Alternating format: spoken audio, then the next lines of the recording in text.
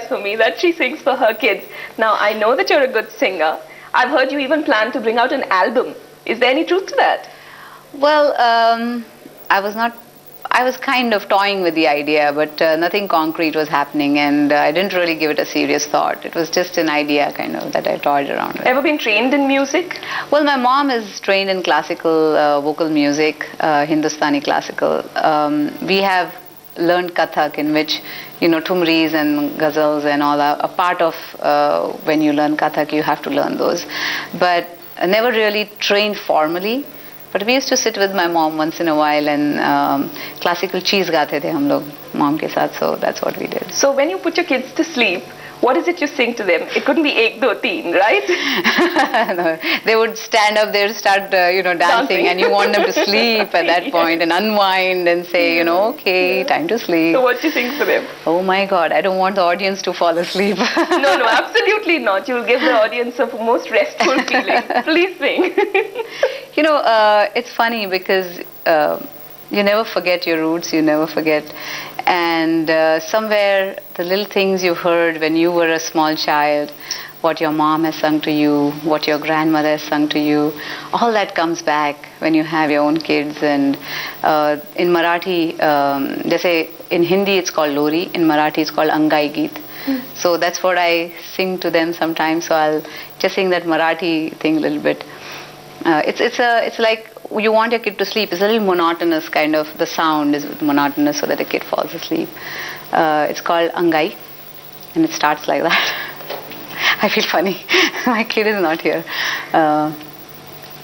अंगाई ये ग तू ग गाई अरिन बाळाच्या डोळ्या घालू पाळणिया अंथरुण अंथरुण गेले पांघरुण शेला निजविते तुला अरिन बाळ अंगाई. Okay, and what about songs like Rockabye Baby? Oh, we sing those too. Like that? Oh God, that's familiar to everybody in the audience.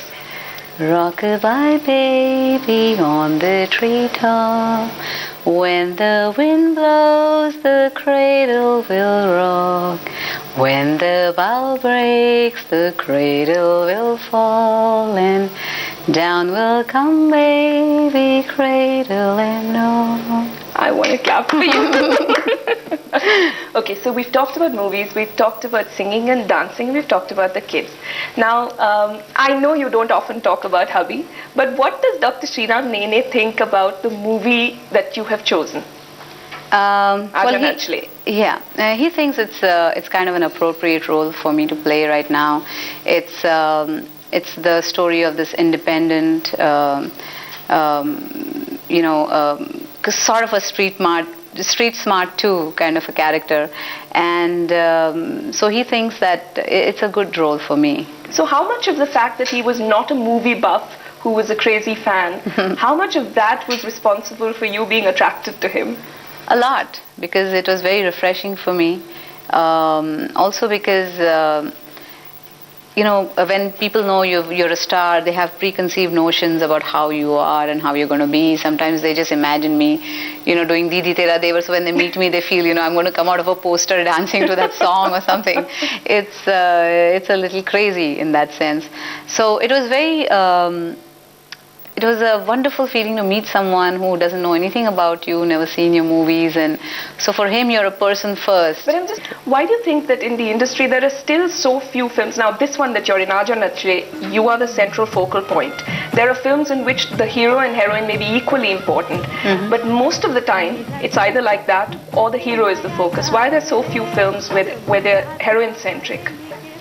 Well, we need writers like that who can write those kind of stories. Also, I'm not saying that films like that were not made. If you go back, you see Pakiza, you see Mother India, or even to a large extent in Mughal-e-Azam, I think Madhubala had like a pivotal role to play in the movie. Come and see the film. Okay, fine. But really, that's been the issue, that how come there's no hero? Really?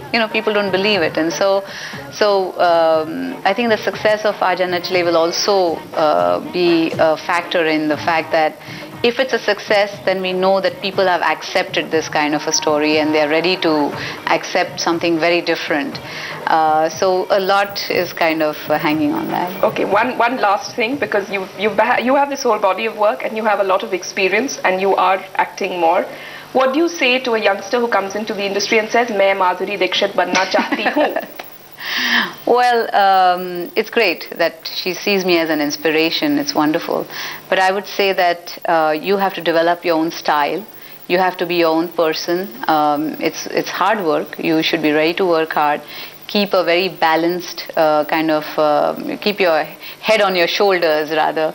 And I think the family is very important. I think the family has to be very strongly behind whoever is going to enter, because there are a lot of ups and downs, and there's a lot of upheaval which can kind of lead to anything. And so if the family is around her and they are strong and they support her, I think that's very important. That's very important to keep your sanity.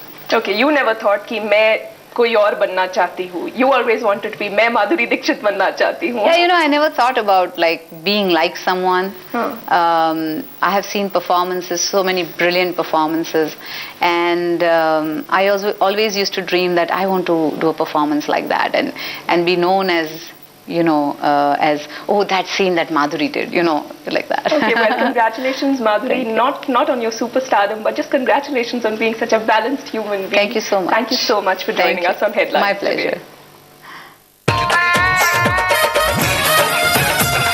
Today.